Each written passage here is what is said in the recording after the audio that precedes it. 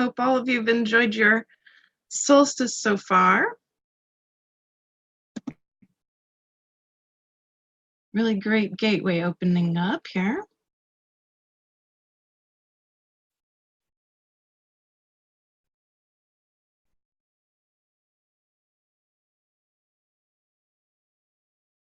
It's great to see you too. All right, so let's get started, and I'm gonna talk for about a half hour, and I've got lots of good light to transmit to you. Very excited to talk about where we're at right now, what's happened with the solstice, and what are we going to be able to do about it? What can we do about the solstice and how we can use it to our advantage right now? Really special time on Earth every time. So the solstice gateway opened on Friday, and in meditation I was able to see an explosion of light come from Earth, this beautiful ninth dimensional energy of light, and it's pushed out a huge amount of density.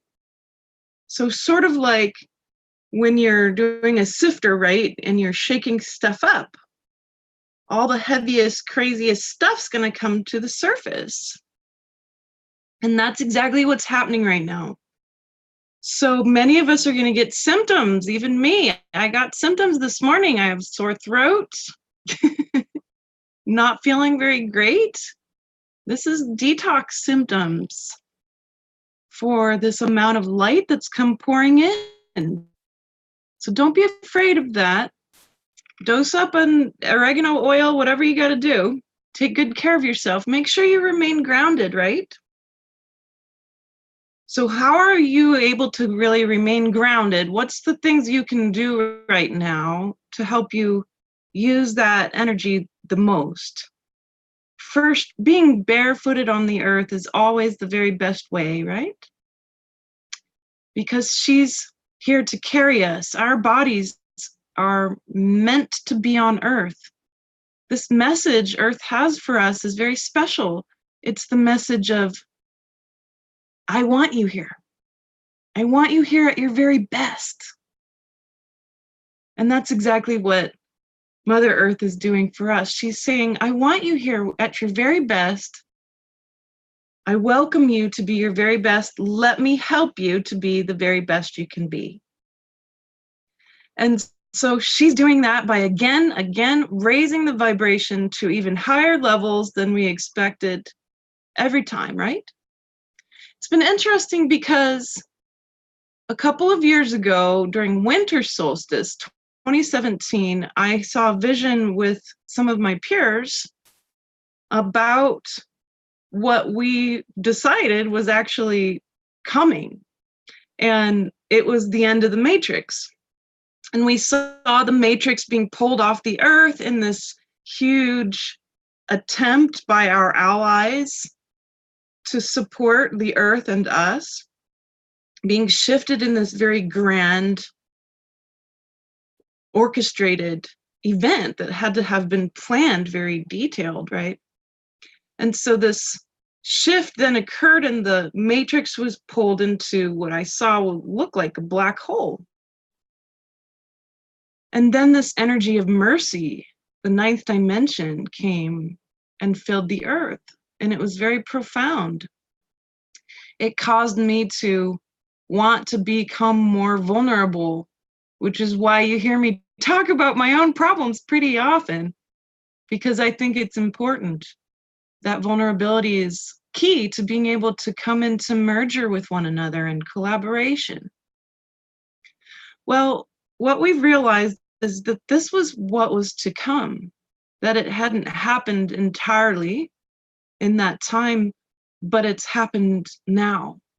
And what is that black hole thing exactly?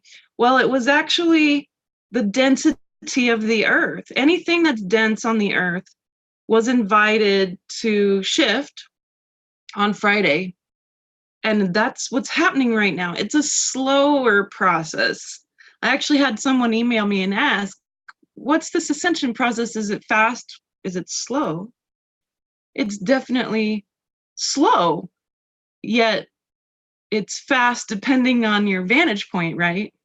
So our lives, they might seem slow, but then zoom in to the lifetime of an ant or a fly or something like that, right?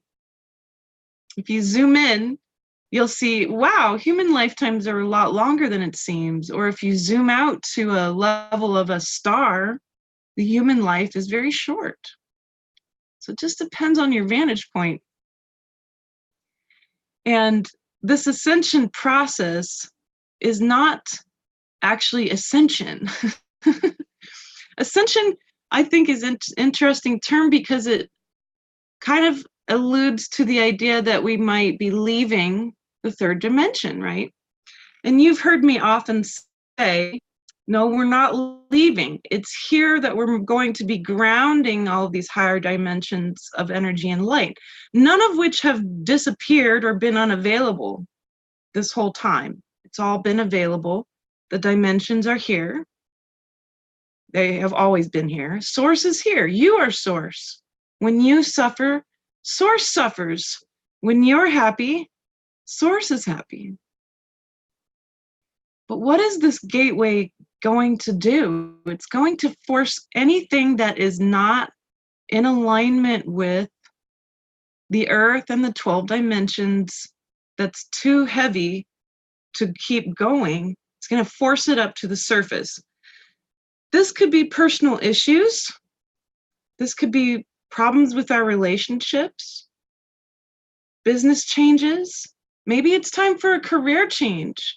Maybe you're a body worker and a healer and you're not supposed to be working on people's bodies anymore. Maybe you're meant to step into a different way of healing. It's going to cause a lot of changes to occur, and change is good. We need that change. Humans are very resistant to change, and that resistance is what causes illness. So I know in my body right now, I've got this little scratchy throat here, a little worn down, and I'm noticing that that's the energy that needs to come and shift out of my body. So instead of resisting it, I'm going to welcome it. So right now, I want you to think of the most challenging thing going on for yourself at the moment, right? Whatever's come up over the past few days, especially. And I just want you to fully welcome it. Fully welcome the discomfort. Fully welcome the high levels of emotion and frustration. Fully welcome the dizziness, the sore throat, the cancer, the illness. Fully welcome all of this. To welcome it, we merge with it so it can dissolve, okay? So let's drop into the body. We're actually going to say that out loud. I fully welcome this discomfort, this illness, all of these emotions into my body so that they may dissolve now. And take a full deep breath.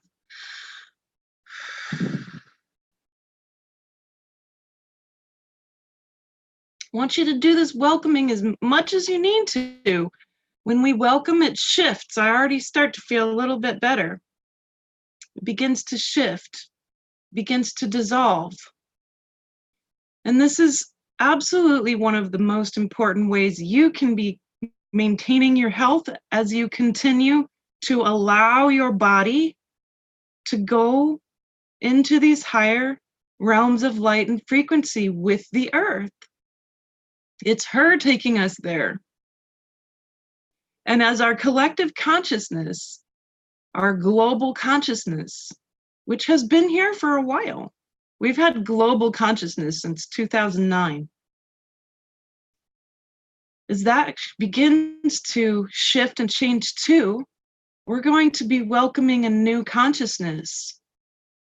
And this is the best news I have to give you, because here we have galactic consciousness coming on board. Galactic consciousness is the next level for humankind. So I've decided that being able to bring galactic consciousness to humanity is my ultimate goal. To help people consider themselves not as just one human race on the planet, but actually as beings that are part of a galactic history. And many of you are already familiar with this. You're already there. But we're a select few. Not everyone is in realization that there are other species, many, many other species interacting with humankind, and that they have for a very long time, for most of our existence. So much of that's been suppressed on purpose, right? It's time now for us to step onto that stage that's a much larger stage, and that's going to make us feel pretty small. Makes me feel small thinking that we're part of a galactic history, but that's okay. The human itself, the human body itself is capable of such incredible things that are unique in all of the universe. We're a special species. We're special, but not special. We have an emotional body. Many species don't have an emotional body. They can't feel empathy.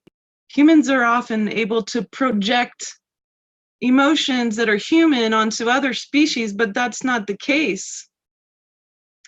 And that's important for us to acknowledge, that some species don't feel empathy or emotions, right? And so how can we step into that galactic consciousness to be able to become, finally, emissaries of compassion and unconditional love? That's what I've always seen. It's never stopped. That is what our goal is, to become intergalactic emissaries of compassion and love, to show other species that there is this concept of compassion and love, which lead to excellent agreements, consent, technology, new lifetimes that are much longer and healthier. Compassion and love can lead to these agreements between us and these species that are multidimensional. Some are 3D, some are from other dimensions altogether, and we'll be able to learn from each other. But consent, too. Many people don't realize that since the Truman era, 5 million people in just the United States alone have been abducted. That's the entire city of Atlanta, Georgia, which is no small city, abducted in just the United States. We have hybrids among us, and they need our help. It's very confusing to have multiple types of DNA clashing with one another. We have people that we need to support. They're vulnerable. They're being told that they're crazy. They're being run through systems that are there to suppress their stories. I'm being kind of bold here because I'm done hiding, just like all of us should be. If we're going to be a galactic species, we need to come together and recognize the true history of the Earth. We really do have to throw out a good portion of our history books so that we can include the galactic thread of history for consciousness. Now, none of this is meant to scare you at all. It should be something that will bring us out of the matrix finally, right? What is this matrix anyway? It's suppression, it's oppression, it's suppression, it's the slavery system, and the 5 fields of limitation still apply. False value. We are taught to have false value. It's time for these things to end. This is the end of the matrix. This is the matrix being lifted out of us and removed from our realities. The 5 fields of limitation, and I'll name them. That's what is left of the matrix. With the end of these is the end of hell. the end of demonic oppression, the end of the ability of any beings to absorb any negative energies from us on purpose.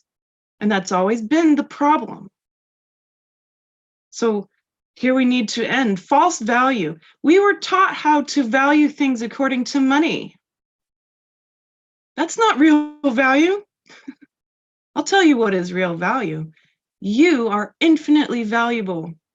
Your time is infinitely valuable. Your life is infinitely valuable. That's what's really true. Every animal and plant has infinite value. And that leads to the second field of limitation, right? These are matrix programs that we're all being asked to shift out of our realities. When we do that, our cultures are going to change very dramatically. Our use of material goods will change, which will also change our cultures very swiftly. If you want real change, change people's ideas and beliefs about reality and change the way that they interact with the material world, and you will see change overnight. And I'm not speaking from a theoretical point of view. I'm speaking from real hard science, qualitative and quantitative science proof. We know this in anthropology. Just look at the studies of Marvin Harrison materialism and then apply understandings around belief. So we need to shift those systems of value. Then we need to shift the way that we are taught how to use energy, false use of energy, a second field of limitation. We use energy mindlessly. We scarf down our food. We breathe without being mindful. We cut down trees without thinking of their sentience. A lot of that can be done with mindfulness that will reconnect us to nature and will change the way we use material goods. And this is really important because we do have material bodies. We're not leaving these bodies behind. That's not the job. We're here to embody higher dimensions fully in the 3D and express them. That is heaven. That was Garden of Eden. Let's get back there, right? That's the idea. That's going to set us up at galactic consciousness, but also make sure that we are true stewards of this earth. We are her servants, not the other way around. The third field of limitation being false understanding of time. A good slave worries about the past, and they worry about the future, and they worry about money, and they worry, and they lose energy. It's just being sucked right out of them into the matrix system, right? And then the fourth field of limitation is this fear of death. A good slave is afraid of death, aren't we? And that's a serious issue. If you're constantly afraid of death, you would do anything to get out of that. How many times have we said, I would do anything? I'd do anything to live longer. I would do anything to feel better. I would do anything. Help me. That leaves the door wide open for continued oppression. A good slave does not stay in the moment, mindfully using energy, mindfully being aware of infinite value. So then we have the last field of limitation that we are told by even the very highest level religions that we are not meant to remember who we are, that you have to work really hard to do that, that you're not supposed to just come into these bodies and remember who you are. That's not true. That's not true. There are no contracts that we are supposed to forget our soul's histories when we come into these bodies. Why do we forget our soul's histories when we come into these bodies? Because DNA is full of 500,000 years of trauma and density. That's why. That's not something we agreed to. We didn't agree to that level of oppression and suffering. It's time for our sovereignty now. And it always has been. And that's what the whole TIFF is about in the first place, right? So then how can remembering be useful to us? If you can remember your soul's history, then you're going to interact with the material world in a brand new way. You're going to interact with the earth in a more complete and whole way. You're going to enjoy being in your body fully as a wonderful machine. And that light from your soul can be fully embodied, it can be fully experienced while in the 3D. So if a soul doesn't remember who they are, then their suffering can be elongated and fed upon. That's the end of the matrix. By cleaning up our DNA, by being mindful, by staying in the moment where all the power is and all the action is,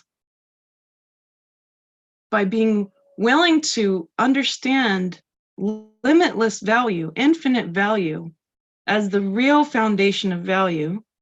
That doesn't mean we throw money out. We're not going to throw that tool out. We're not going to throw our hammers away either. This is the key now. This is what we need to work on. If we work on these 5 things, we're going to be okay. We're going to survive. We're going to be better than okay. We're all going to be free of trauma, finally. And our generations before us will too. So it's up to us to clean up the DNA. It's up to us to clean this mess up, right? And that's going to show up in the physical world, but you got to start inside, guys. Don't worry about the way you're living in that system. Don't worry about that yet. Focus on you. Focus on cleaning up your DNA so that all that capacity of light can be fully experienced, right? How do you do that? You need to assess what's coming up. What are the different kinds of trauma? Negative programs, like looking in the mirror and saying, Elizabeth, your hair's too short, or whatever, right? I looked in the mirror and I was like, wow, because I just chopped all my hair off. My hair's really short. And then I have this little voice, right? A program. Oh, you're not pretty, or you're ugly, right? What a horrible program. How do you get rid of that? You bow to it. Thank you so much for trying to help me. I require you to shut down now. I'm the soul in charge and I have a different plan. My plan is to be in the moment, be fully myself, and enjoy my chopped off hair. Right? Simple as that. And then you take a deep breath to let your body know, that's what I want. Watch those negative programs disappear as you do that. Then you're looking at, are there any traumatized versions of me that are in the back of my mind, right? My subconscious saying, hey, I really need help and my needs still haven't been met. Because they're going to rule the show, right? They're going to run the show of your mind. All of those versions of you and your subconscious that weren't able to get their needs met. They're running the show a lot of the time. Most people function from the most traumatized version of themselves. If that was when you're 4, then your 4-year-old's running the show. That doesn't mean you're the maturity of a 4-year-old. It means that you still have those needs that weren't met. And now you, the mature version of you, they can heal them. Greet that version of yourself. Make sure you ask, what are they wearing so that separates you from them? Ask them what their needs are. Create a new place for them to get their needs met. Build it with them, right? And then you'll be able to finally be free of them running the show with the needs that were never met, right? That's key.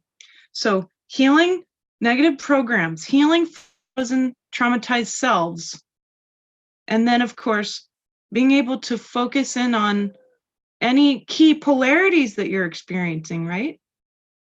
I had an email earlier. When is this going to end? When are these polarities gonna stop? They don't stop. They're all the way down. Part of it's that we have to welcome them and find the middle ground in order to step out of these different polarities. Every time, if you want to get out of a polarity, find out what the extremes are and find out what the middle ground is and step off the hamster wheel. Maintain that middle ground. Welcome both sides of the polarity. If you feel like you're in victimhood, welcome both the tyrant and victim within and find the middle ground of compassion and walk out of that hamster wheel. None of these things are super easy to do. I'm not wanting you to think that I think it's easy, because it's not. It's not easy being human. We got into these bodies with all this junk in our DNA. It's rough work. We're cleaning out these mansions full of junk, each of our body. It's a tough job, guys. But all of us have done this before, and we're strong. We're incredibly strong and resilient. If we actually knew how resilient humans were over all this time, we'd be so amazed.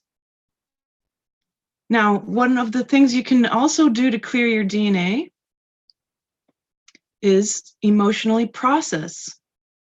Welcome difficult emotions. Find them in the body. The emotional body is very intelligent, and it wants you to help heal these emotions that are causing issues, but you only can do that when you welcome them fully. Then they dissolve, and then you can shift into physical processing, which is the final step in clearing DNA. And I do it with my heart commands, right? So a simple heart command being, dear heart, please lift any dark or dense energies. Please lift any trauma or negative emotions, any negative programs that are ready to go out of my whole body and field now. And then I take a deep breath.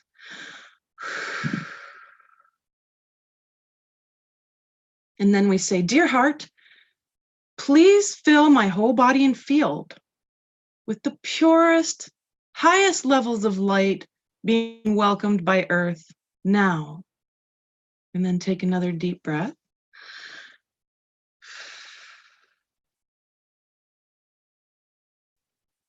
Good. And physical processing like that can make a difference. It doesn't get rid of the whole house full of junk. It gets rid of what's ready to go, okay? So if you've been doing some processing and then you finally dissolved some of that density that's come up, maybe a frozen child, maybe a negative program, then you're asking for whatever's ready to go and for it to be replaced with light, which is very key. You want to always replace with light. Then we meditate. We go into that state of oneness. We welcome that new light into our bodies. Even if it's just a few minutes of gazing meditation, I highly recommend gazing. You can do a lot in just a few minutes for yourself to still the mind and to become in alignment with light. This is the path. Many teachers before me have laid it out. It has not changed. And now it's time for us to fully implement this. You can also clean up your lineage, and I talked about that last time in Circle, and that's very important. We have the ability as humans to affect our lineages. And that can be all of your mother and father figures. It can be your adoptive family. It can be your bio family and everybody. And you can welcome them into your field, blow up your heart, name off all the things that you want shifted out of your body and the bodies and fields of all of your lineages behind you. And then take that deep breath.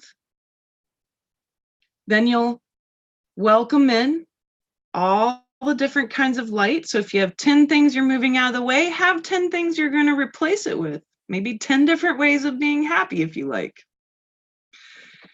And then you'll replace it in your body and field and the bodies and fields of all your lineages behind you. When doing this, it's very profound work. A lot can happen to your body. A lot more light comes pouring in for you to experience. This true ascension process is an effort that is done every day consistently. Practice makes perfect, and it's true. That's true. In order to reach our sovereign, more perfected selves, will we ever be perfect? No. No species is ever perfect.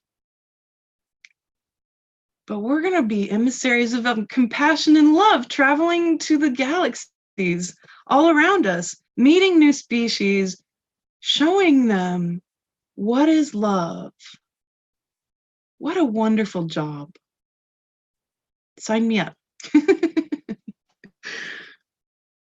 So with this galactic consciousness piece, I just finished my first in-person retreat at Crestone, Colorado. It went very well. There were 14 people there, including myself, and that's an unusual number. We were trying to figure out why there were 14 people there.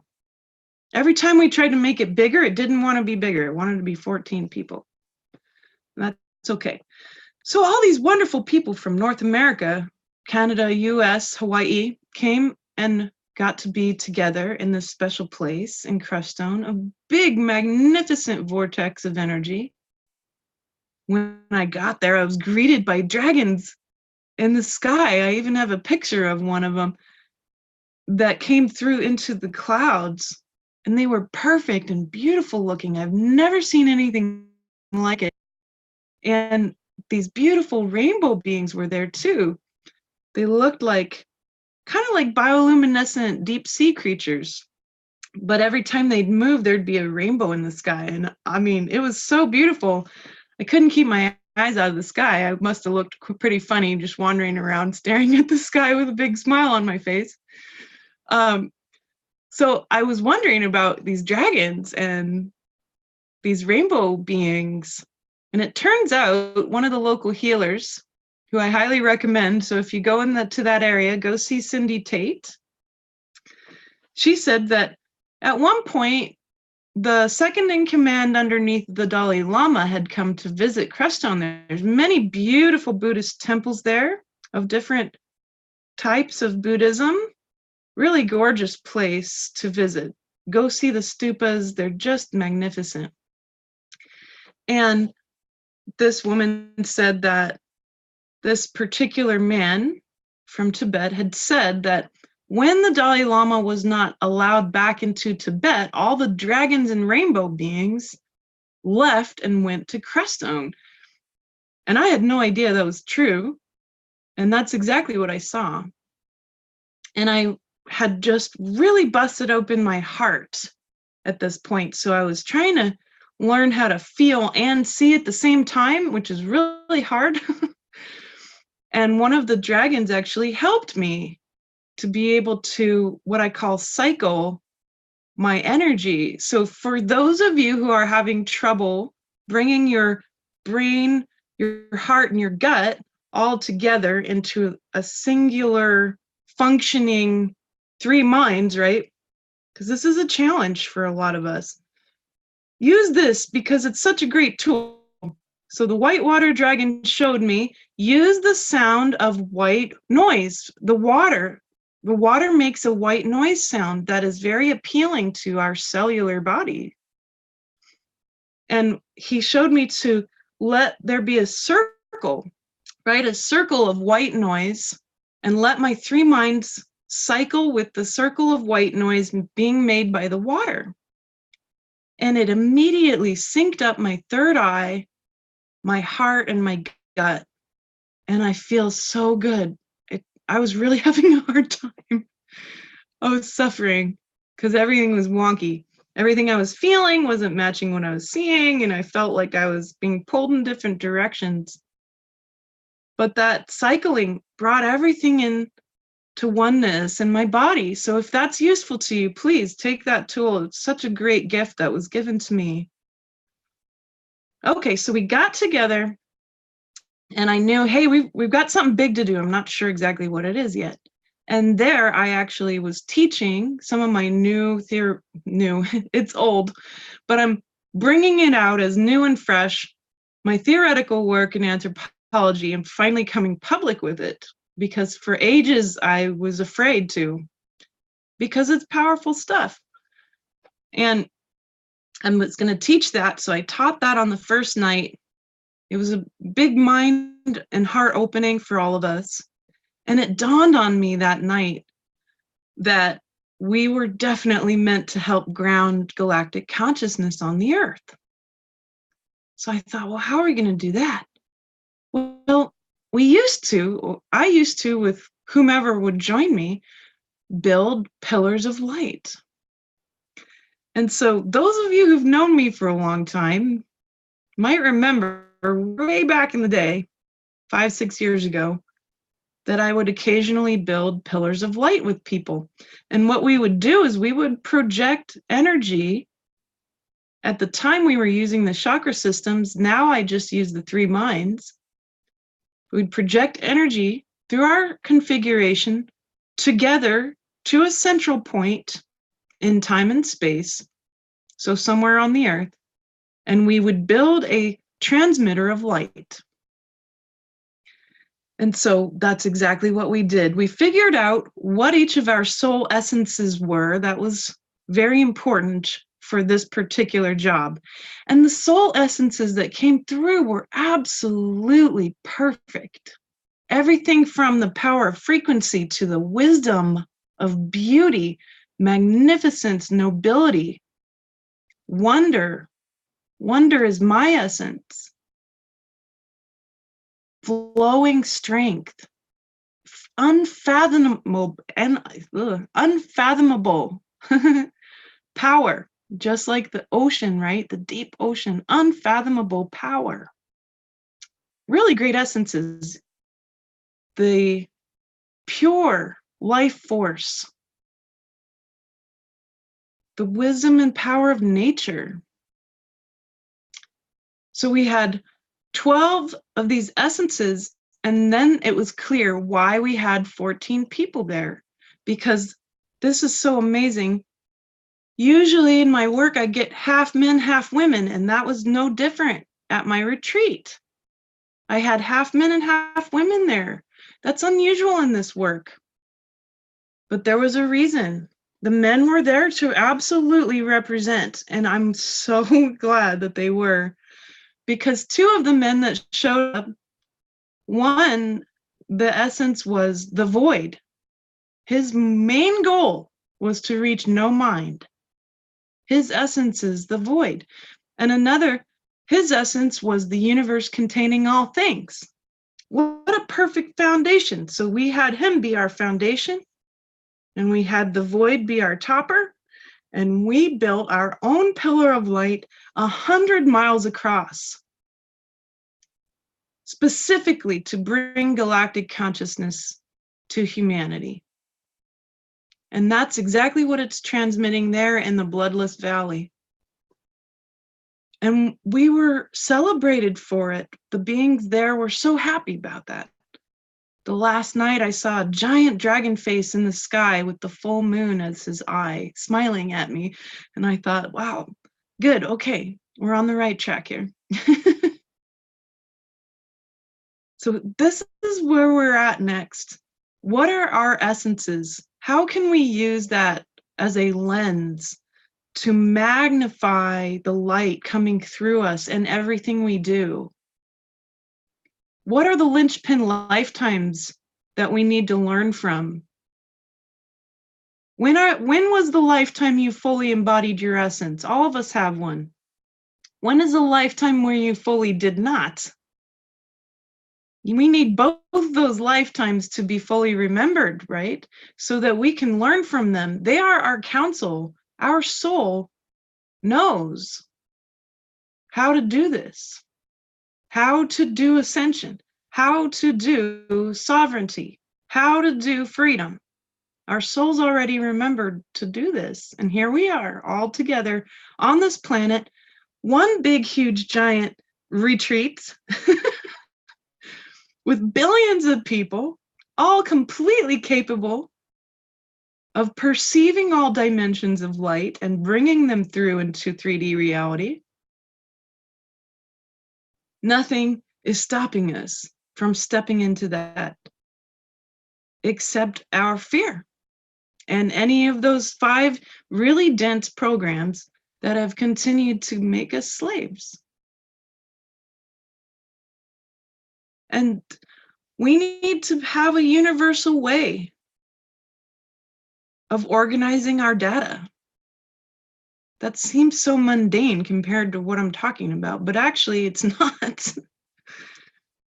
We need a universal way of organizing our data so that when we do galactic work, it's fully organized in ways that can make sense to other species too. We need ways to understand precisely how change works for human culture so that we can make changes in the physical, in the political, economic, social systems, and the belief systems on Earth very quickly. And that's exactly what I'm here to teach. So let's do this together. It's definitely time for us to step into that. So what are you feeling? How's this going? How's this solstice been treating you? I want to know. And I'm going to be taking questions for the next hour and 15 minutes. And I see there's already some questions. So you'll see my eyes move away, but I'm going to be looking at questions now. Thank you for the sweet compliments. I do appreciate it. Hair's always like a big deal, right? Because it's pretty wild how important hair can be, right? That's a tool we don't want to throw out. Okay. Yeah, ready to go boldly, right? We're going boldly into the known, and blowing it open.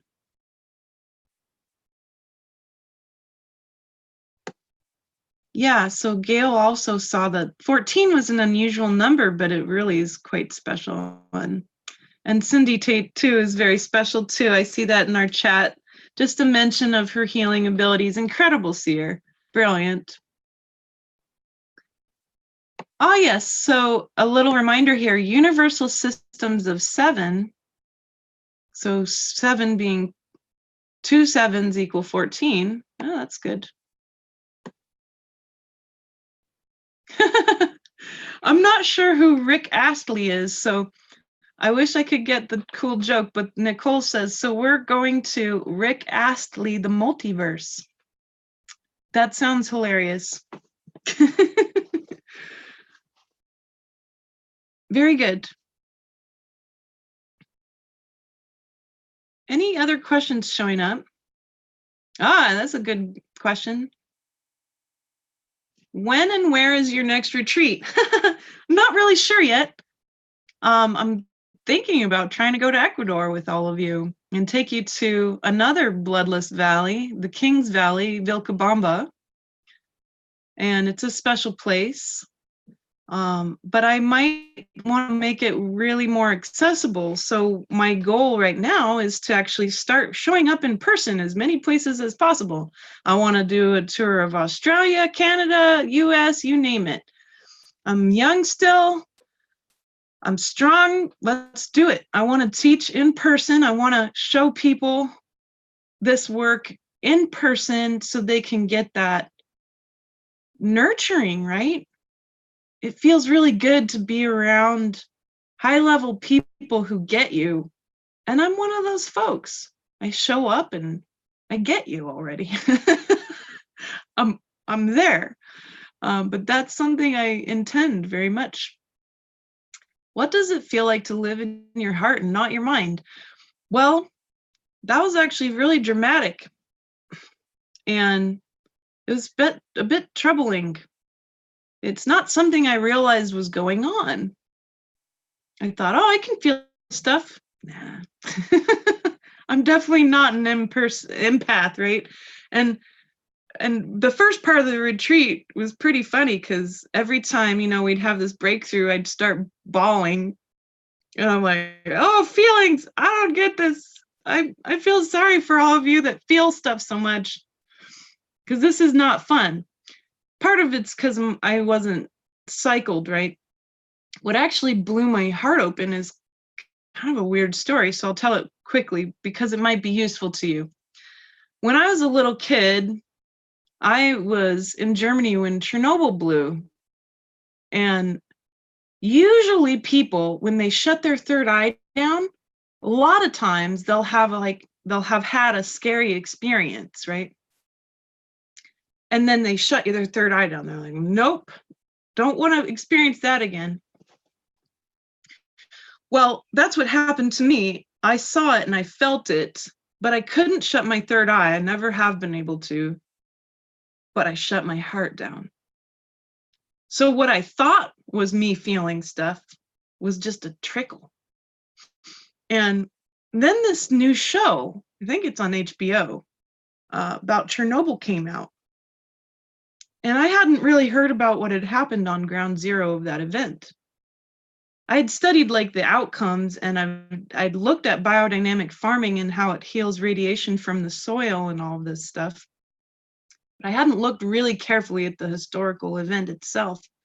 So I started looking at videos of it and reading about it, and I completely fell apart. I mean, this armor that I had been wearing all around my heart just shattered, and I lost it. My husband found me bawling in bed for 2 days, and he didn't know what to do for me. There wasn't anything that could be done. I needed to feel, fully feel, and not just get a trickle anymore. And I had not realized that I had blocked myself from feeling because of that event, because I could feel what had happened to the people. And it reminded me, right? Because the heart remembers everything. Your brain doesn't have to remember, your heart remembers. That's exactly what happened. She remembered everything and I lost it. And so that's okay. I welcomed all of that. By the time I got to the retreat, I felt like I could handle stuff, but it was still really hard to balance it out. And that cycling happened, the white noise from the water, getting my heart, my third eye to function together. And now it feels so amazing. Now I can feel and see, and I'm still learning about how to do that. I'm really new at it. But I'm in sessions, I can feel much, much more, so much more, exponentially more than I've ever felt. But thank you for asking. It's worth knowing that sometimes we shut our different minds down, right? Our third eye, our heart, our gut, we might shut them down because of bad things that have happened or scary things that we might not even remember. So give yourself mercy. So Laura wants me to name the 5 fields of limitation again real quick. So the 5 fields are false value. Things are not naturally valued by money, they're valued infinitely. Then there's, of course, the false use of energy. We're told to just use energy to get to the ends of our means or whatever. A means to an end, right? That's that term. When we should be doing it mindfully to connect us to the web of life. The third field of limitation is around time. The false use of time to worry about the past or future instead of staying in the moment where all the power is, right? The fourth field is the fear of death. We shouldn't fear death. We should celebrate destruction as proof that the universe actually loves us because everything is recycled. Everything. Always. Never ends. No true death. And then the false field of remembrance that we're taught we are meant to forget, and that's not true. When our DNA is cleared, we can remember. And we have lots of great examples of people who have been able to do that, myself included. I can remember much more now very clearly. Good. So Susan says, this solstice, I've been having to deal with legal matters, finding a lawyer in Mexico, having to review contracts for future consulting work, figuring out how to set up a business, concerns about justice, and setting proper boundaries. I felt intimidated and unequipped. You know, Susan, step into a state of trust. All of us can do this because we're here together. None of us are meant to do this alone. We are meant to expand our heart fields out and merge as one consciousness, one species from Earth. That's us. If you feel unequipped or intimidated, reach out. Require from the universe. I know the people who are there to support me are out there. I am ready. I'm fully open and willing to have them come into my life. So you want to visualize it. You want to feel it with your whole emotional body and then act on it. That's manifesting. Manifesting has everything to do with being in the physical, right? And how to actually, one step at a time, make it happen in 3D reality. Visualize it, feel it fully, then act on it in the material. Go actually search out the right lawyers, right? Search out the right books to teach you how to build the LLC. All of us, it's time for merging.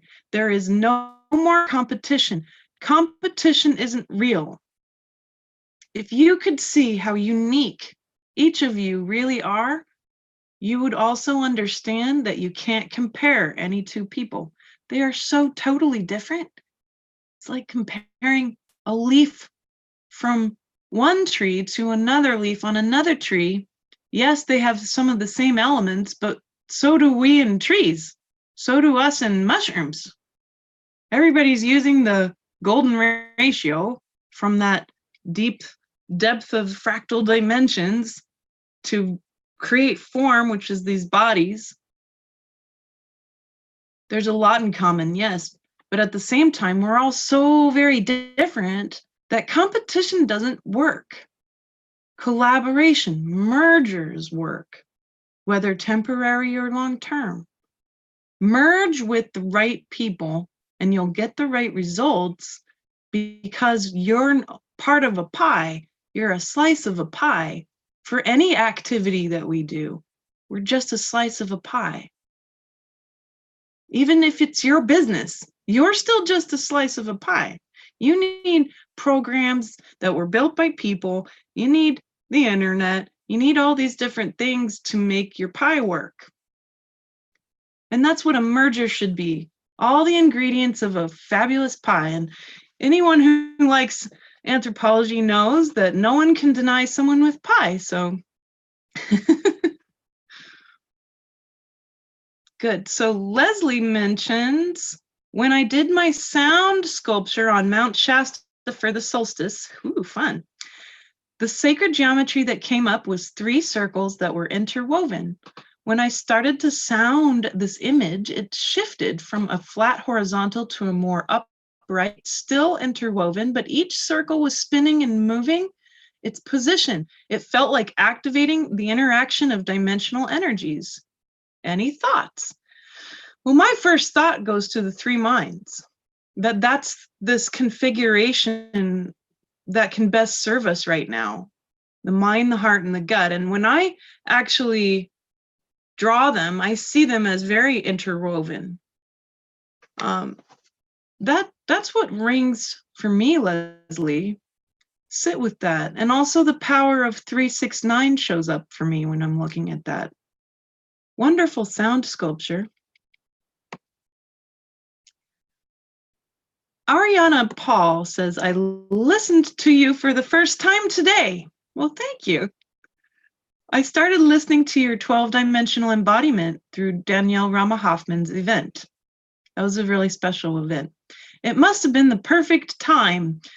I know that I'm a light worker and a starseed, but I came in so asleep. I have had an underlying belief that I cannot have what I truly want, which is my awakened true self. I've not felt my power to change this. Listening to you has really ignited the desire to do your practice and acknowledge myself as the soul in charge and change the program. Woohoo! So thank you so much. I wanted to delve into your programs. Also, I wish you could write a book that explains the true history of the earth. I don't remember or know anything at a conscious level. I hope to be in an event with you someday. Ariana, welcome. Really glad to have you as my friend. And yes, absolutely. I have like 50 books that I need to write right now. So I'm working on it, one step at a time. Laura asks, any tips for getting the gut mind open again? Yeah, so gut mind is made of bacteria. It's where all the symbiotic bacteria that your body's all made of gets to talk to you, right? So if you feel disconnected to that, and even if you do hard work with it, sometimes you still feel really disconnected. That's because of a very long separated history we've had from our bodies, right? So healing trauma, healing lineage can help, making sure you're nourishing all those bacteria, right? So they don't like sugar, they like roughage, they like probiotics, they like fermented foods. Really make sure you're getting that into your diet. Keep meditating, keep talking to them, keep asking your gut mind questions. You'll see a difference, baby steps, right? Baby steps. So keep talking to your minds. Speak to your brain. Be the one in charge. Speak to your heart. Learn more from the heart. Speak to your gut. Be open to what the gut has to say. Don't stop asking questions. Good. So Anne says, I tried to use the solstice to more fully and permanently open my heart. Good. I think that's exactly what I'm trying to do too. I'm already an empath and I'm dealing with an intense relationship issues, among other things. So I feel even more vulnerable, as I'm also learning to stop equating self-sacrificing with love. So my question is about balancing an open heart with a strong sense of self. Yeah, that is really important because that's a polarity. So I just want to show you, and that this is a polarity you're dealing with, right? Self-sacrifice versus self-love. There's something in the middle for you. Everyone's going to have a different middle ground, but I want you to consider doing a square on this, okay? So Leslie Temple Thurston, an enlightened master, came to bring us ways to break down duality using the mind. So what you'll do is you're going to have two sides of your columns, right? Self-sacrifice, self-love. And underneath them, you're going to write all the times that you desired self-sacrifice, all the times you desired self-love that you can remember that are useful right now, right? And then all the times you feared self-sacrifice and all the times you feared self-love. If you need to learn more about this, go to Leslie Temple Thurston's website. I think it's The Marriage of Spirit, but that's the book. I'm not sure if that's her actual site, but that's the book you'll want, The Marriage of Spirit. Chapter 11 in that book, it's either 10 or 11, is exactly how to do squares. You'll break all this stuff down. You'll emotionally process all the pieces out of that square. You'll welcome all the discomfort it might cause you. And then you're going to welcome grace to fill in all the gaps of cleaning out all that from your system. Maybe you do some heart commands around that. But then you'll ask, what is the middle ground? What's the middle ground so I can walk off the hamster wheel, right? Because polarities act like hamster wheels. You swing one way, you swing another way, and you're spinning. So you got to find that middle ground so you can step off. What's in between those two for you? It's not going to be the same for me or anyone else. It might be, but you get the idea. Find out what the middle ground is and embody it. Work on embodying it by calling it forth from yourself. Use it as a lens to look at the world through. You'll find a big difference. Good.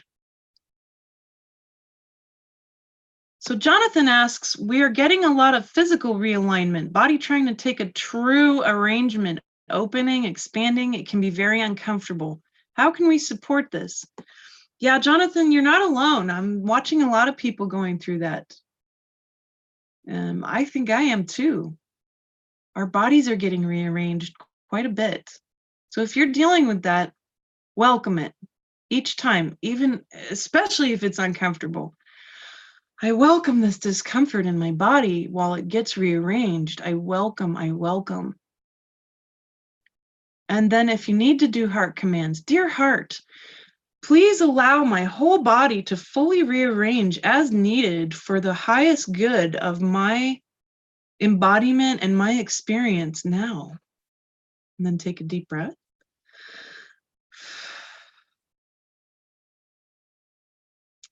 Good. So Janet asks, what dimension are the dragons normally in, and are they part of the Earth or from another part of the galaxy? I really don't know. I do try to keep a lexicon of different beings I approach, and I'm not sure. I think that they're from the 10th dimension. But everybody's dimension experiences can be really different. So I'm really not sure. I guess it's worth sitting down and asking them, right? So Janet, if you sit and you ask, what comes up for you?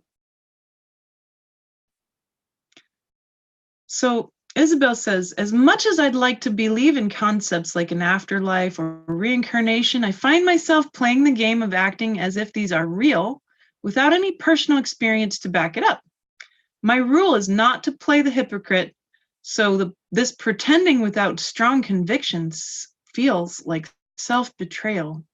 I also don't always trust what memory feels like in my body after having had a dream of meeting a father figure from a past life standing next to my deceased father from my current life.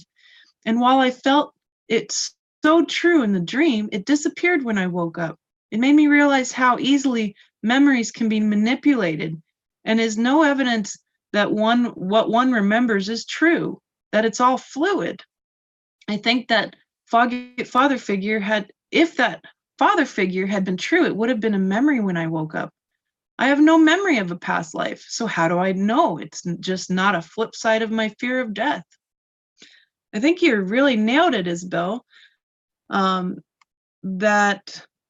a flip side, and that's a hard one because I did not believe in reincarnation most of my life. I'm a scientist. I need measurable results. My own experiences, again, I couldn't trust them because I didn't know if it was true or not, right? So when I'd have dreams of things that seemed like a past life, how could I know that was real? Well, I'm with you on that. It's very hard for us to have such deep convictions without real proof. And from what I've experienced and the science that is available, much of it's suppressed. There is reincarnation. We have a lot of brave anthropologists willing to push the limit on what's conventional wisdom to go be very open to these other possibilities to see if there's any measurable results for it. And one of them is reincarnation. It was that body of scientific work that actually changed my mind. And memory is fluid. It's not highly dependable, especially from the brain. That's why the heart is the perfect center for memory. The heart doesn't hardly regenerate at all.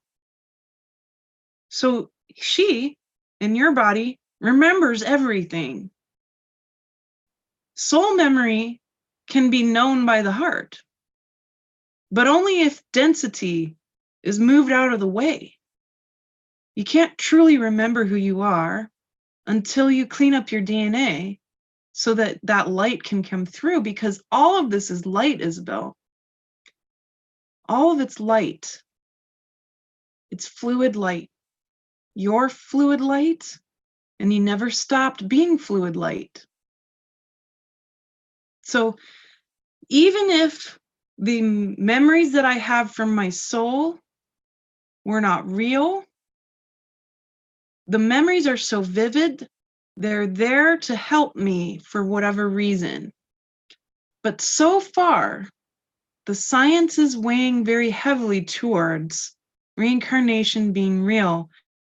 The studies I've seen are very amazing, where people coming into the bodies are having very full memories and are capable of naming names, naming places, events, details that no one else could have remembered except the person that had died already, that they became, that they were from. So for example, there's a young man at one point, about 7 years old, who remembered being a World War II airplane pilot, and he was obsessed as this kid. He would draw pictures of his plane crashing into the sea. And he remembered his sisters who were still alive, and they actually went and met him, and he started talking about memories that only those siblings would remember. No one else knew any of that stuff. And he was a complete stranger. And he talked about all the buddies that he went to flight school with, some of whom were alive, and he met them. And again, memories that he could not possibly have had. This kid was never around any of that. He never knew any of these people. He wasn't related to any of them. They actually took this young man to the place where his plane crashed and laid a wreath out in the water so he could say goodbye. And then he was able to move on. It's a really powerful story. And it's one of many, many well-documented ethnographic accounts that anthropologists have gone out and gathered. So we're talking about suppressed science here. And how do we get to remember more? By cleaning up our DNA, by processing, emotional processing, by commanding energy that's no longer needed anymore out and bringing in the light.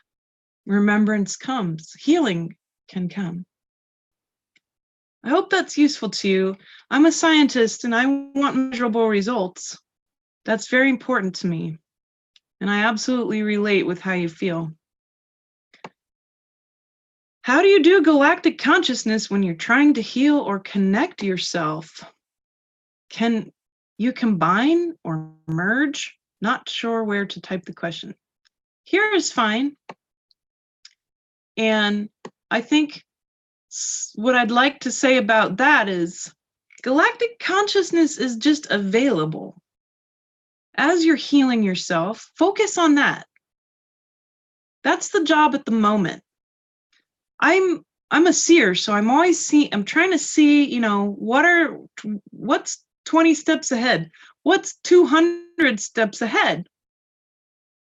And it's time now for us to take this path that will lead to global galactic consciousness, right? But in the moment, at this moment in time, we're just here to heal. We got to heal ourselves. We got to get real about processing as the number one greatest thing we can do for ourselves in this world. Just work on you, my dear. And as you begin to open up to this bigger, greater history that we're really a part, be open. Just be open. See how it transforms your thinking. See how it transforms your life. But let it be gentle. No reason to drop kick the door open, okay? I don't mind drop kicking doors for myself, but people who are needing healing, they need gentleness. Baby steps. That's the only way we're going to get anywhere. If we try to run on this path, we're going to slip right down it. So let's baby steps up this on a switchback, right? So that we actually make it to the top.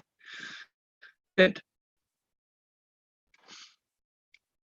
All right, so how do we integrate divine masculine and feminine within yourself?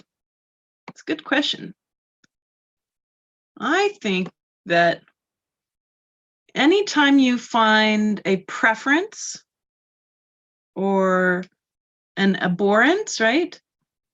A like or a dislike for aspects of gender, that's going to lead you to trauma or information that needs to be processed.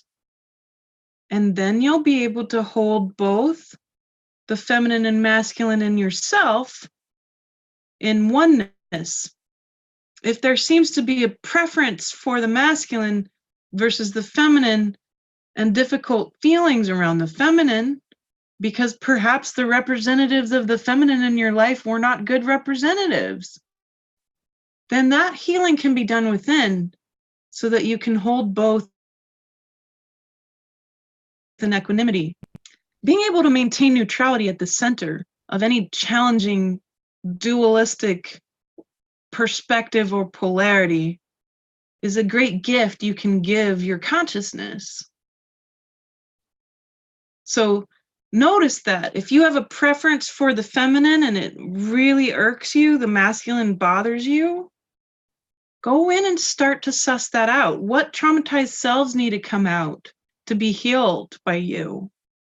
What traumatized negative programs are showing up to be healed by you? Work on that and you'll find that then everything smooths out and you can fully welcome both within, right? That's how I do it. And that's how I was moving forward on that. So Marie says, thank you for this platform. I love it too. Your support is so appreciated. My question, as of recent, I've been given access to the Akashic records for 3 patients and clients as of lately. I find that this information can and does have a profound energetic impact on our lives. I've had access without the permission of 2 of these as they were children. Who is giving me this access? Well, it sounds like Source, Marie.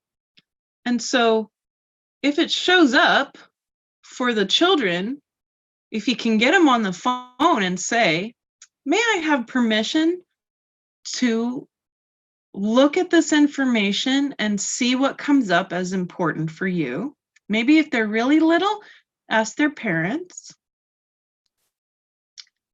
And if they say no, then walk away from that particular effort, okay?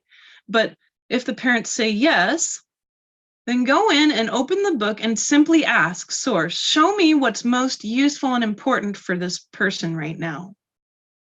No more, no less. We are shown often what we ask for. Most of us don't actually ask Source Field enough for what we need. So if you simply ask, show me what's up for what needs to be known by this person right now. What's the most important thing? Then that will be shown to you. And even for some of these other issues, ask, where are the dragons from? What dimension? Is reincarnation real or not? Show me. You don't have to depend on anyone else to get that info. You are part of the source field and capable of seeing it for yourself. Just don't try to control what you perceive. Let it flow. You'll be surprised at how much incredible information will come through for you. Elizabeth asks, is it possible to clear too much?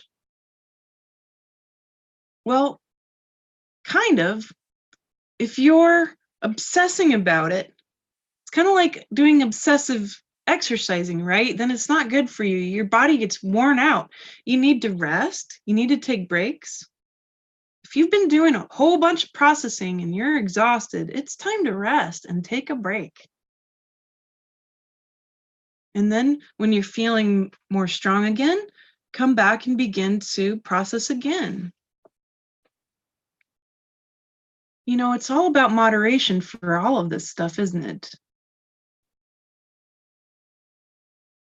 And sure, there's some things that people can do for, 20 hours or whatever, like meditating, but they have to build up to that. So if you're just starting with processing, build up to it. Build up to doing it more and more often. But make sure you rest. Your body's a machine, y'all. If you wear that machine out, it's gonna make you crash. It's gonna force you to crash. Trust me. I've literally had that happen. My brain was like, nope, she's trying to do another heart command again, and it'll make me fall asleep. My brain will force me to fall asleep because it needs a break. So just keep listening. Just check in how you feel. How do I feel?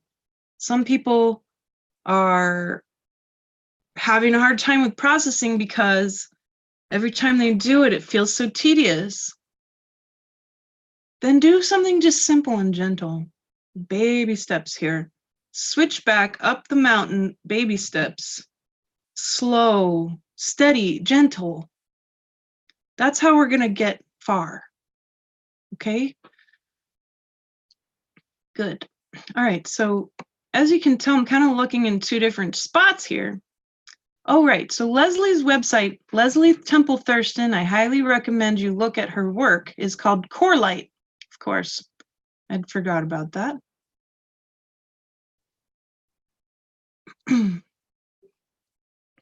So it looks like other people are experiencing quite a lot of, oh yes, of course, I do want to come to Europe. Thank you. How do we deal with doubts of self-esteem?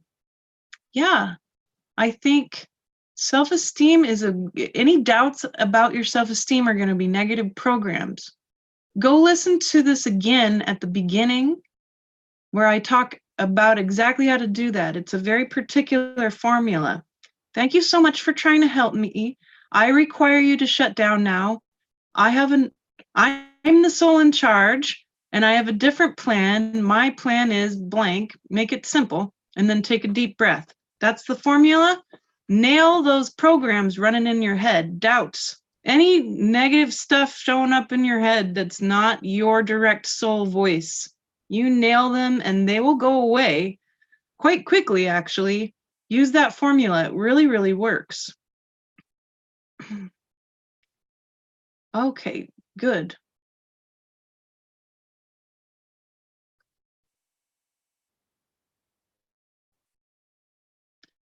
Oh, thank you so much for those of you who were talking about the retreat. I really was one of the most important times in my whole life, truly. Thank you, and I can't wait to do it again with even more people.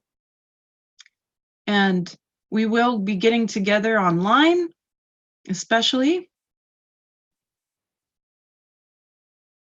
So Sonia asks, can we do something to open up our three minds, the third eye, the heart, the gut?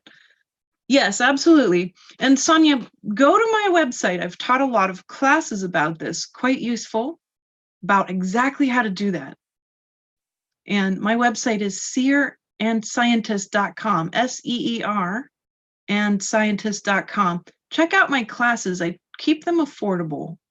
There's tons of them. And there's a bunch about the three minds. Have at it, dig in. All that's available to you. And there's also the Three Minds book. It's $12 on the website too. It's about how to heal the three minds, how to open them and heal them.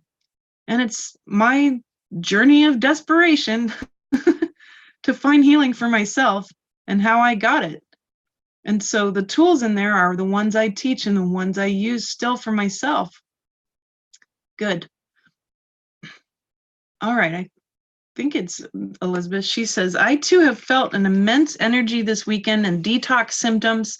I'm making big changing, practicing heart commands, emotional processing, gut health, recognizing vitality increases, having questions about how big to go now.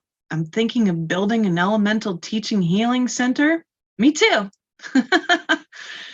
Question. Taking steps into the void while gauging logistics, like needing shelter in a new home in a place in a cold climate before winter. What's your view of trusting the process, knowing infinite energy, some trauma of overworking in the past, and still some physical effects? And, I have to say, trust is great, but action and trust together get a whole lot done, right?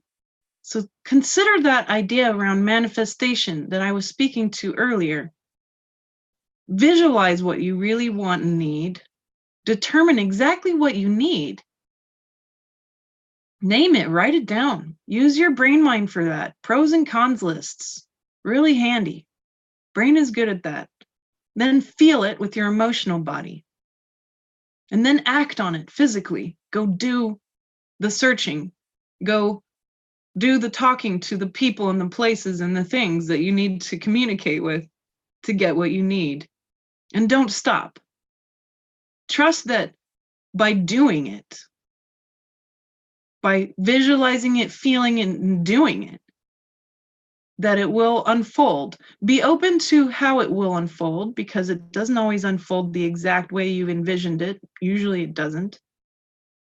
But you can at least get the feeling behind it, and then you'll know, oh, this is it. This is what I need. And Source always sets you up for success if you do that. Pretty much any spiritual teacher says, if you're going to do the work, you're going to get results. And it has to do with action.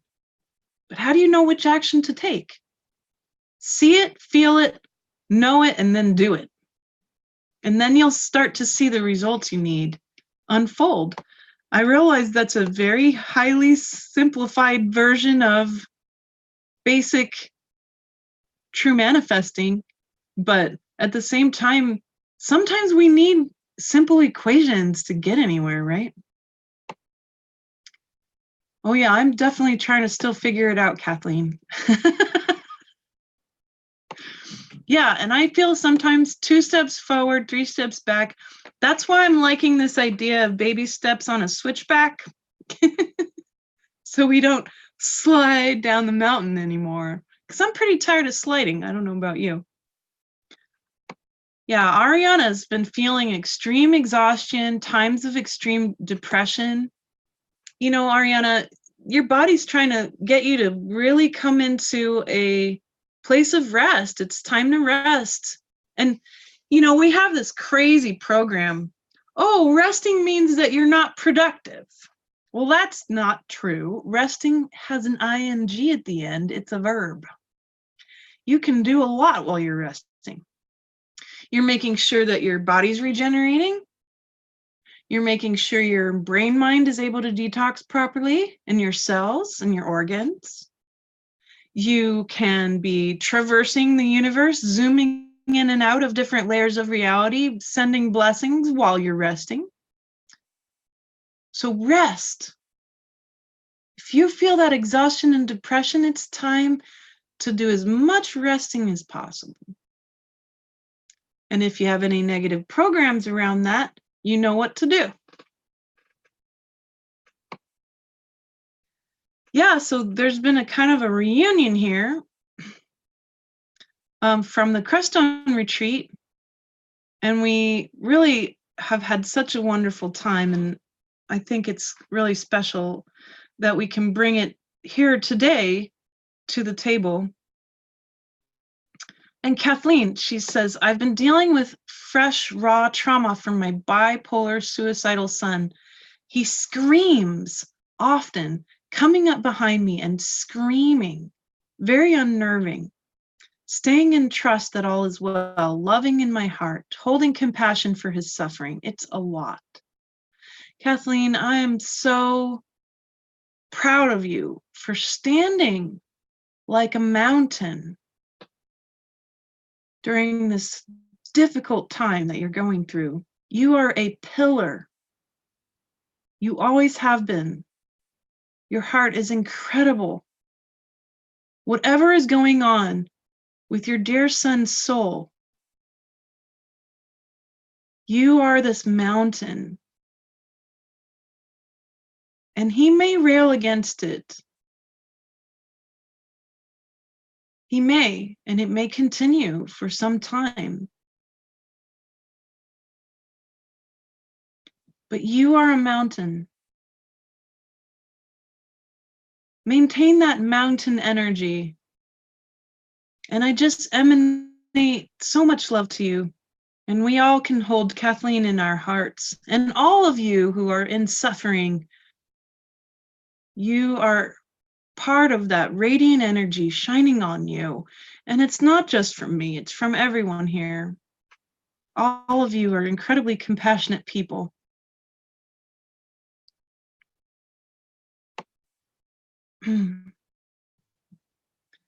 Yeah, so trust is coming up big time.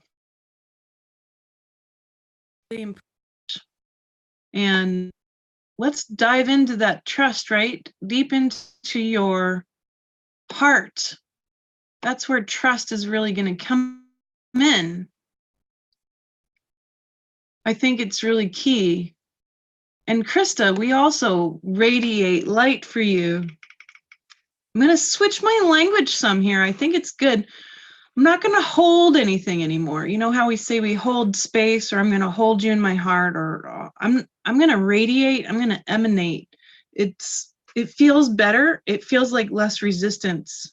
So then that can just keep pouring out to whomever is needing it and wherever it needs to go. It's not held and maintained in like a bubble. I think I'm going to work on being more like a star. And that feels better to me. So I'm working with changing my languaging a little bit around that. That's something that's come up. Yeah, so we want to radiate all that special love for all these people here.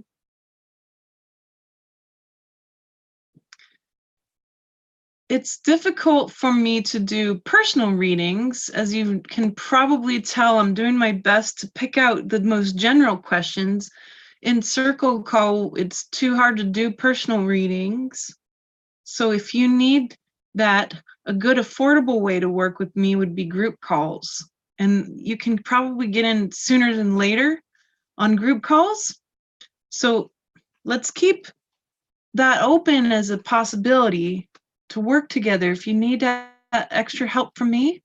And soon, I'm working on it. I got a million things always that I'm moving around on Elizabeth's business chessboard, right? But one of them is that I'd like to build a referrals page for any clients who've ever worked with me before, who are healers and counselors, or just have things that they're doing, like a network of sorts, where we can have people who have their work be posted up there. So if, since I'm only one person, that means then if you need help and I'm not able to help you right away, that there's probably going to be a whole lot of people who can, and that like the kind of work I'm doing, so they have a very similar mindset if they've already worked with me. So it'd be, if you've ever done a session with me then before, then and you have your business or your book or your whatever, that could go up on the network so that others who needed help could go to that network and know, well, Elizabeth's worked with them. Then they'd have a similar frequency, right? So it's something I'm working on. It's something I envision is important because I don't believe in competition. I believe in collaboration. It's one of the ways I can collaborate with all of you, and also make sure all of you who are out there who need help can get affordable help sooner than later, right? Because folks like me end up getting booked so far, and then I feel terrible because really I could work 20 hours a day, but I just simply can't. And there's so much out there for our healing, and all of you are so talented. Seriously, really incredible work being done. So Nikki says, Nicole says, I've been called to a new place and I'm moving after 15 years in the same place. How do you recommend I clear and set up an energetic space? I've set an intention to commune with the guardian of the home. I've set up a pillar of light all around the, should I set up a pillar of light all around the property? Nicole, go to the very center of the new place, blow up your heart field, ask the earth and the property, what do you need cleared the most? And what would you like me to help you replace it with?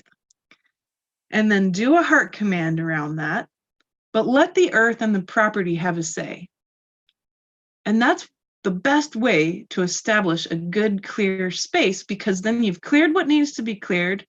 And that's something you might not be able to know, but the earth and the property know, and they'll tell you. And then what do they want replaced there? So that'll be then in alignment with the earth. And so then you'll replace it with that light. That's all you need to do. And for those of you who need to sell properties, you can do that exact same thing too. A lot of times it can help shift stuff, but then we work in collaboration with the earth at that time, right? So Nikki says, June has been unbelievable, right? Temperatures in California unseasonably cool, so I've heard. Had a solstice fire for 48 straight hours and still in the flow of the transformational energy of fire. In June, I loved Sick Care World. She was a nurse. Launched my Etsy shop for necklaces and neckwear, cleared my house of carloads of stuff, got into 3 local galleries or retail shops, canceled my Kauai trip. I'm doing Dr. Gundry's no lectin diet with intermittent fasting, and I have had nature move into my house, literally, including fairies and dragons. Amazing. And so intense, I cannot imagine how anyone could do 3D world at this time on a regular basis and live. Love is all there is. Synchronicity has been off the charts. I'm in awe of this daily life. An ocean, a big part of my life always. So if anyone wants massive integration, go to a body of water regularly. Great report. I knew you've been up to quite a lot, Nikki, and I'm very glad to hear it. And I agree. Bodies of water, fathomless power, and transformational energy.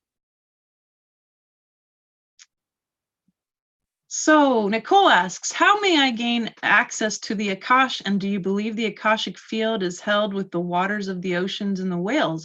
Are they a record keeper of sorts? I have no idea.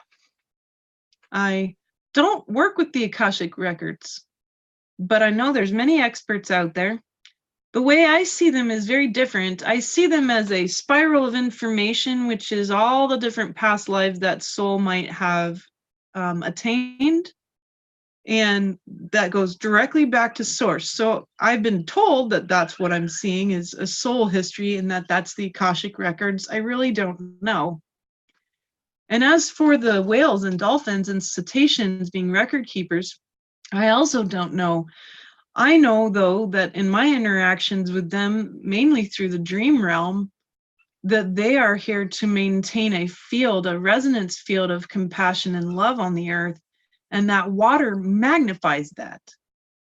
So them being in the water with their literally car-sized hearts, their heart fields are as big as the entire ocean that they swim in because it's magnified. So they're really maintaining quite the field for us of compassion and unconditional love. That's the only thing I know about those two things. So anyone who knows about Akashic records and any experts about that, you're very welcome to post up here in the chat what you are seeing about that, or someone that you trust, right?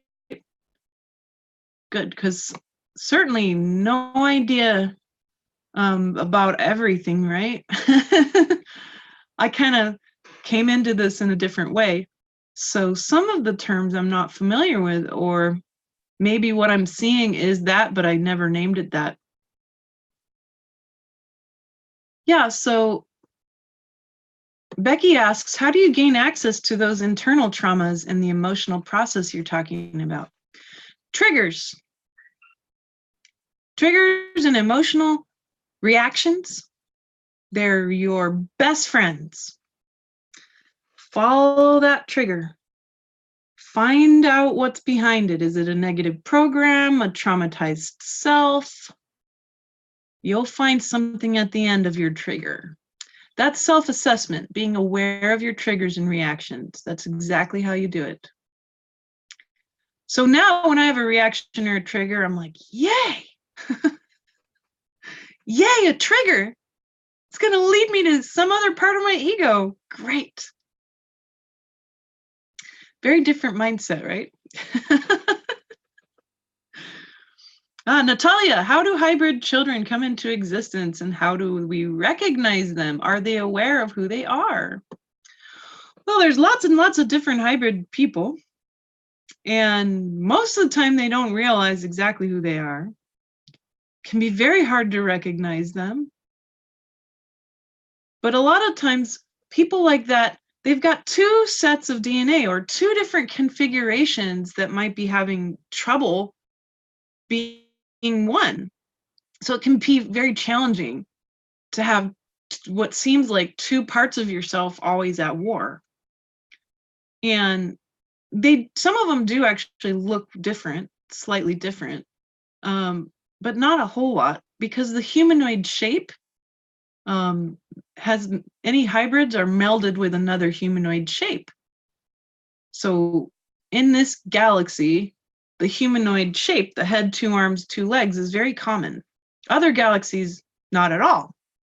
But in this galaxy, that humanoid shape being melded with another humanoid shape is possible because all of our humanoid DNA came from a singular place. So it all started in Lyra. Anyhow, I think a better question for us to ask, Natalia, is how can we support them? How can we support them? How can we be true emissaries of compassion and unconditional love for those that are really a very brand new being? And why did that soul choose to enter into that particular body? Why did that soul choose that experience? Souls choose the craziest stuff so they can advance, right? We don't choose the easy life for advancement. We choose big challenges as souls. It's not just a human habit. That's a soul habit. Souls choose challenges in order to advance. And how can we support them? How can we welcome them? If we can be a welcoming planet, a planet of incredible love, that's the challenge, isn't it? Not to be afraid of what's different. We have a name for that. It's called xenophobia. And that's not us. That's not our path. Thank you for those of you who've been able to stay. And really all my love to those of you who have had to go.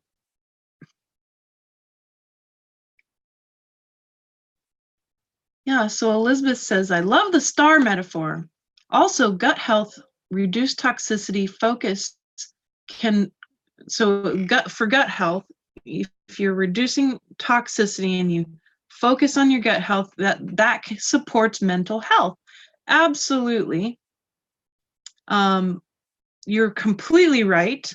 We know this is a scientific fact because bacteria is in every part of our body, including the brain. We used to think that the brain was sterile, and it's not.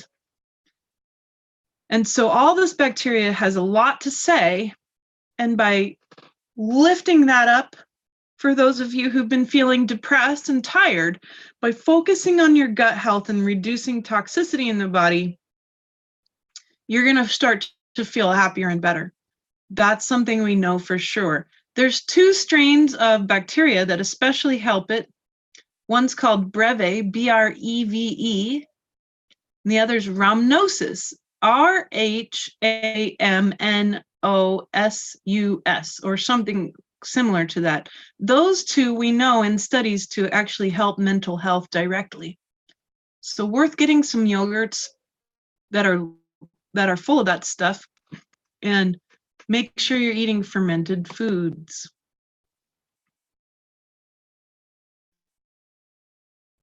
Good. So thank you for all the sweet, sweet compliments. I'm so grateful, and truly, all of you are really sweet. Okay, so Linda Hough, Hough, is very reliable, and I believe this person actually talks about Akashic Records, I'm assuming. And yeah, I wish I knew more about the whales. We'll have to have a chat with them one of these days, right?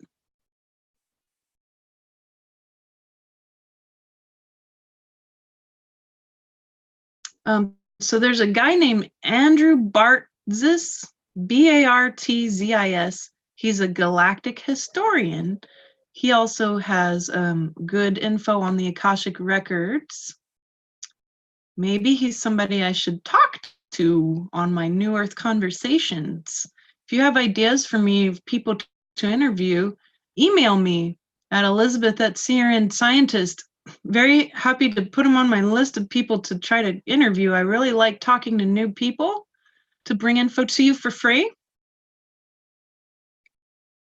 Good.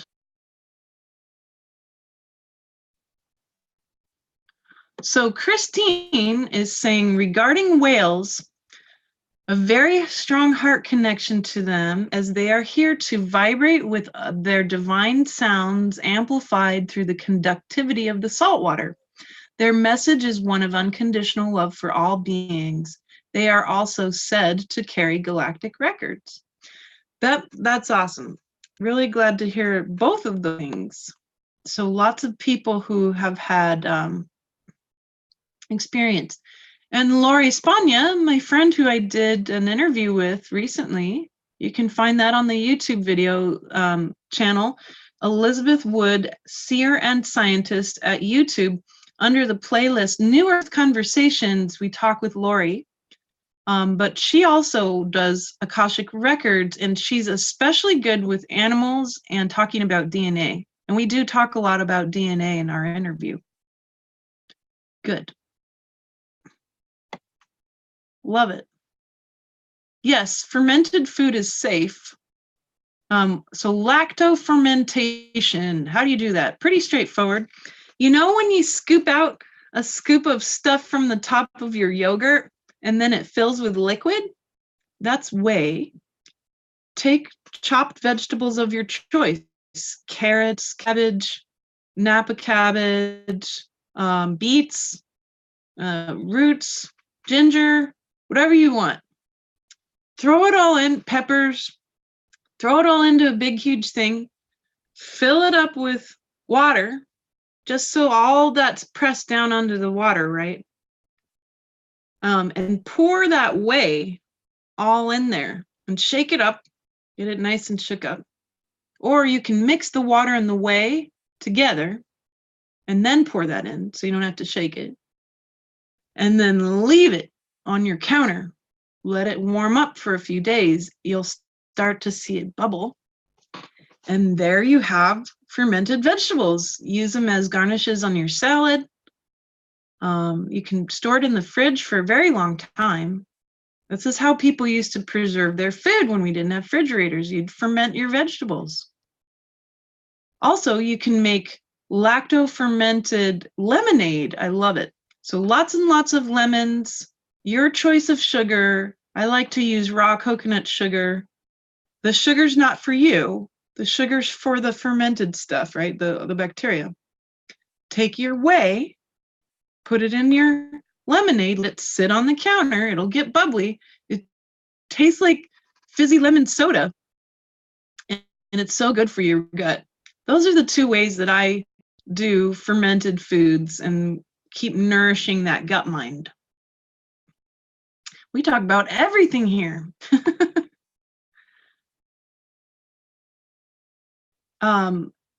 Someone is noting that Matt Kahn does a lot with Akashic records. So Erjan, I remembered how to say your name. Can you please talk about selfishness to realize oneself in the context of a committed relationship like a marriage? Yeah, for sure. I can tell you what I've had to do. And so basically taking my hooks out of my husband. What does that mean? Well, it means that I stopped ordering him around, stopped constantly nitpicking or trying to give him advice or whatever. And I said, I'm done. I can't rule your life because I'm very dominant. And I'm smart. So I think, oh, I can help him, right? I'm gonna help my husband Drew do whatever, right? But he doesn't always ask me for help. I just show up. And that's getting your hooks out of somebody, right? Furthermore, I know this sounds strange, but he and I have separate bedrooms. This is my office bedroom, and it's my office bedroom, and he has his own office bedroom. Not everybody can afford to do that. We happen to be able to. We're very blessed. But if you can't do that, then at least being able to have your own space, right? Your own office space, or some corner, an altar space of your own. Being able to have these two separate ways of functioning. And we just don't actually sleep next to each other very well. So that's why sleeping apart is important, so we can actually get rest. I'm way too psychic to sleep next to people, except my children who like grew out of my body. So that's different. Now they get to sleep in their own beds. Now everybody gets proper sleep. But being able to have our own separate stuff, our own separate activities, our own separate business work, what you're doing then is orbiting one another, right? You're orbiting one another. One of the languages of the universe, orbit one another, support one another with your fields.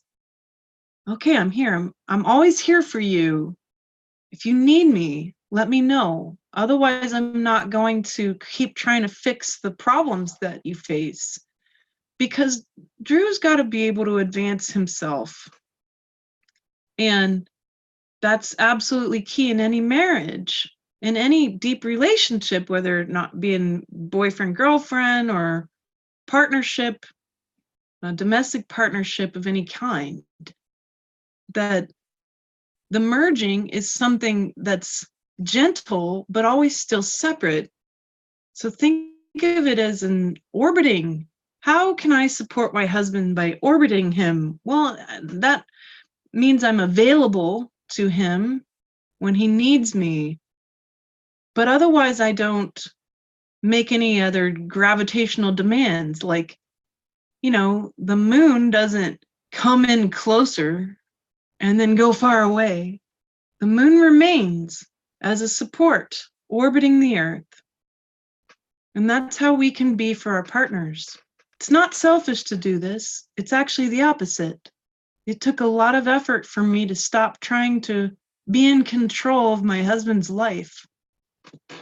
And by doing so, now we're infinitely happier. Because then when something goes wrong, well, that's okay. Drew can figure it out. And if he needs me, he'll ask. And same with me. If something goes wrong, no problem. Drew's there for me if I need it.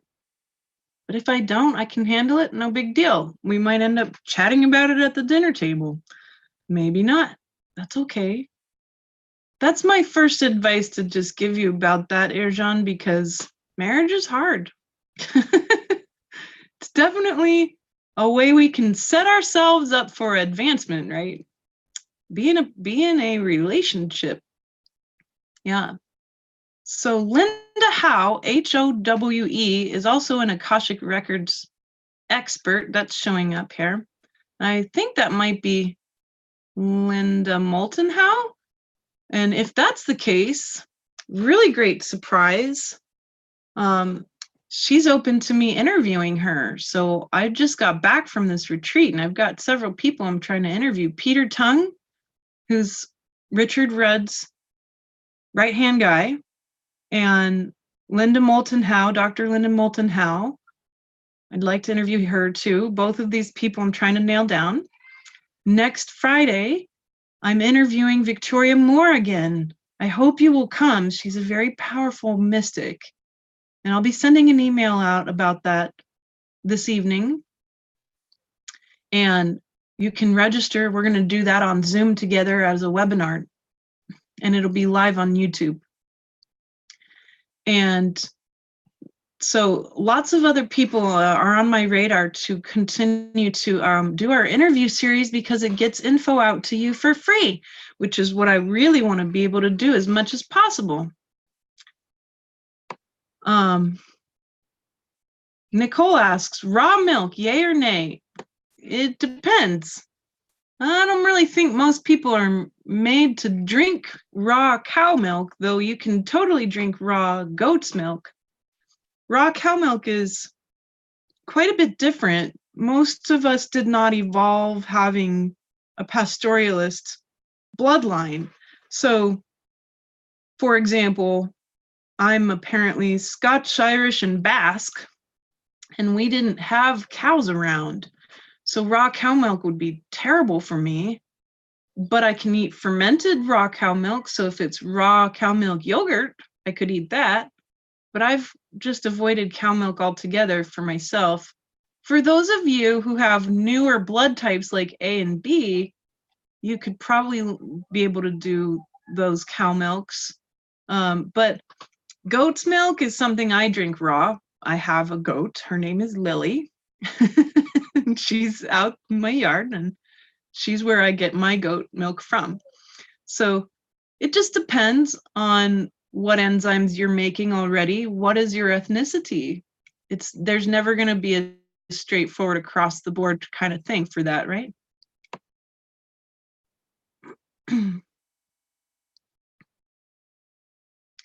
Yeah, so Nicole says, I'm going through a separation right now, starting with separate bedrooms and a rotating schedule. I've been with him half my life. This is interesting. Okay, I got it wrong. So Linda Moulton Howe is different than Linda Howe. Just checking. Thank you for that. Great. Two different people. Fabulous. Well, now you know. Okay, so it's spelled different. Linda Howe, Hough. She's the Akashic Records lady. Linda Moulton Howe is a different woman who does work around our true galactic history. And Emanation of Presence, emanationofpresence.org, Victoria Moore, M-O-R-E. She did a solstice meditation, and I highly recommend her. She's one of my teacher's closest friends, an incredible mystic. I can't wait to have her back on the show. We're going to have good fun. She and I have actually never seen each other on video or in person. We've only talked on the phone for several years. So that'll be interesting. Good. Okay, we have 5 minutes. So I would really like to do a pillar of light with you. And I'm so grateful for all of you who have come to join me here, for your solstice weekend, but also those of you who are new, I absolutely welcome you. Thank you for coming to be with us. I love this community. It's a community all over the world of people who love science and love spirituality and love vulnerability and who are really open to that next level, whatever it might be. And all of us, we're here to continue to inform Source. When you feel happy, Source feels happy. When you feel sad, Source feels sad. You're always in that radiated power and love of this universe. You are being observed into this existence. And that's spectacular and special. So I'd like to build a pillar of light with you. Let's build a pillar of light together. We have 91 people on the call right now. Let's actually get 91 beautiful souls, essence, energy, whatever that might be. Even if you don't know what it is, just ask for your soul's essence to come through. And we're going to build a pillar of light. So let's actually build it out in the Pacific Ocean for the cetaceans and the support of their continued work to emanate compassion and love, because they are great galactic representatives who are reminding us of our job, that the ultimate goal is for us to become a galactic species, emissaries of compassion and love. Let's build it for them. Let's build it for that knowledge and wisdom to be emanated and transmitted and radiated out to the rest of the world. So the intention is that humanity will be open to being emissaries of galactic compassion and unconditional love, and for the support of the cetaceans and their continued work in the oceans. And of course, the healing of our waters on this planet. That sounds really good to me. Let's do it. All right, so all you have to do is visualize the Pacific Ocean out in front of you, okay? And make it small. So we're going to zoom out a bit and we're going to see the Pacific Ocean in front of us. It won't take but a moment for us to make this beautiful pillar of light. And we'll drop into our core of light. And we're each going to ask together. We come together, 91 beautiful, magnificent souls with unique essences. We come together with the intention to help heal the waters of the planet, to support the cetaceans in their continued work as emissaries of compassion and love. And finally, for the emanation and transmission of galactic consciousness as it pertains to our ultimate goal as a species, to also become emissaries of compassion and love in the universe. And let us transmit now from our guts first. So I want you to drop into your tummy, rub your belly if you've got to, touch your belly button if you want to, get that gut mind online, and we'll say, hello, gut mind. I love you so much. And now let us ask, dear gut, please project my true soul's essence as the foundation of this pillar of light in the Pacific for the intentions that I have stated. And we ask for this to be projected now. And all of us gathered around in a circle, we allow that light to move through our gut mind into the center together to make this foundation. And take a big deep breath.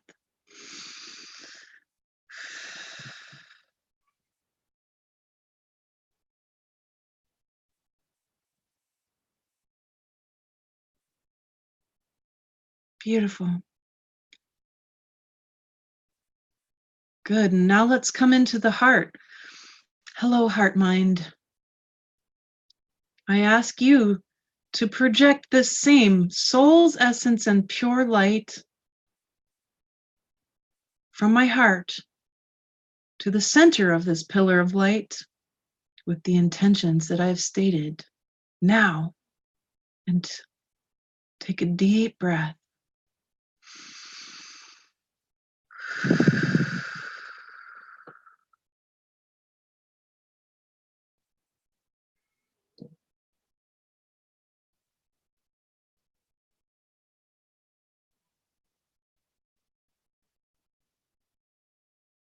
Magnificent. Now let's use our third eyes and our crowns, our brain mind, which is the whole head. We're going to project a final piece to our pillar. And so we ask, dear brain mind, thank you so much for coming online. I ask you to also project my true soul's essence through my third eye and crown to the center of this beautiful pillar of light with the intentions that I've stated. And take a deep breath.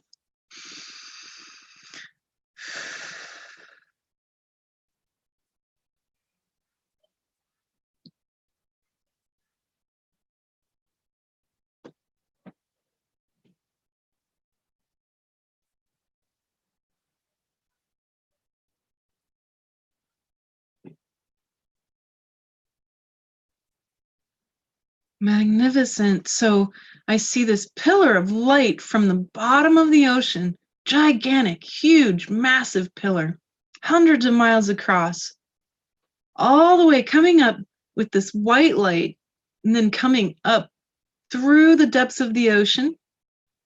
And the center part of it is towards the surface. And it's this lovely yellow color, yellow golden light. And then as it breaches the surface, that beautiful blue of the ocean moved from my third eye and crown when we were projecting that light. It was this pure, pure blue crystal light. And it just has shot up through the atmosphere. It's huge, unfathomably huge and powerful. Good.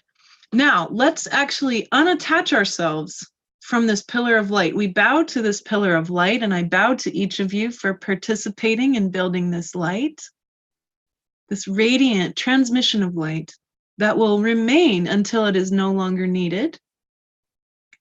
I bow to you.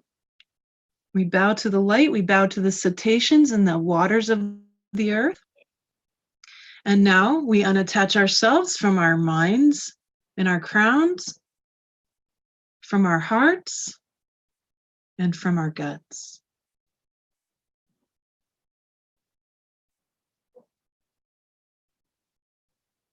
Wow, lovely. So there it remains. And each time we get together for a circle, we're going to build a new one. And maybe we'll get 1,000 people one of these days. But let's keep doing this work. It's mystical, powerful work. These are real things that we have built on the inner planes. It's a multidimensional structure, which human beings can create anywhere. So 2 or more humans get together and you can build a pillar of light. Project whatever qualities and intentions from your 3 minds from the ground up. Do this as a fun practice. Teach other people to do it. And anytime you need to tap into this, it's there. It's there for you. All the people who have radiated their support today, all of you are radiant. All of your intent and your love and your power is there, available. We are no longer ever alone. There is no alone at this point in time. We are all held. And by tapping into what we have done, you can feel that again. And each time. So now there are 2 pillars of light that you can tap into. One for galactic consciousness in the Bloodless Valley Center of Colorado.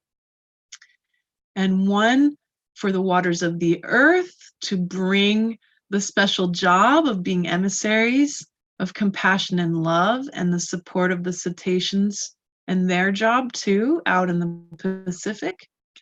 And we're not going small here, we're going big. Hundreds of miles across. Excellent work. And I hope that you had some fun because it felt really good for me. Thank you. Thank you.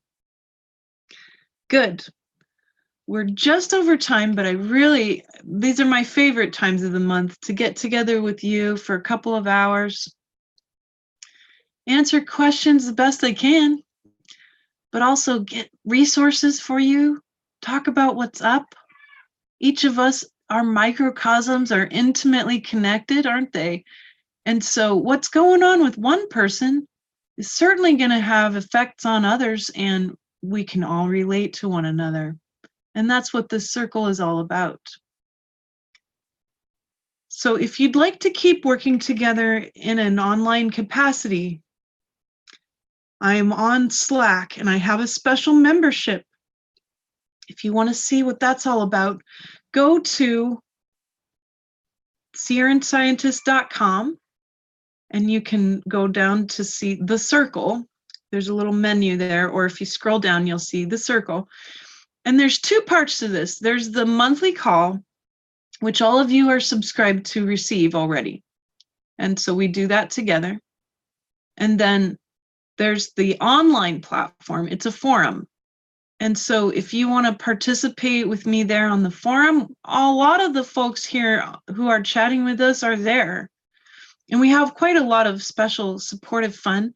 We do a healing circle. Nikki does a healing circle on Saturday evenings. Very profound, special circle.